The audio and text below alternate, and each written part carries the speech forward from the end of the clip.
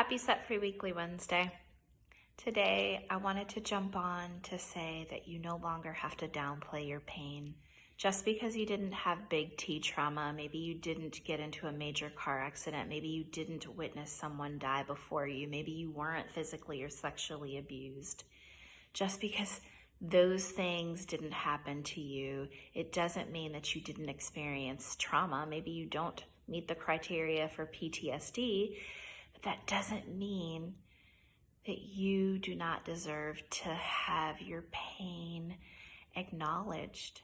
And you have to be the first person to acknowledge that you were hurt. You have to be the first person to say that, you know what, maybe they didn't meet my needs when I was younger. If you don't slow down enough to acknowledge your trauma, sometimes it can cause your OCD symptoms to persist, and it then causes you to continue to feel invalidated. Don't take the baton and run, right?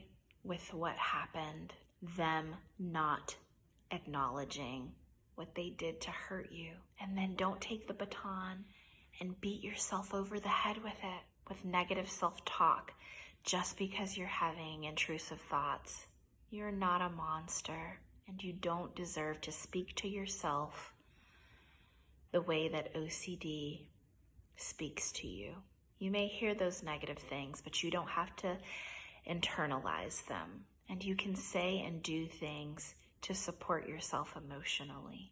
And for goodness sakes, acknowledge that you're hurting and that you deserve to be treated with compassion and love. It has to start with you first.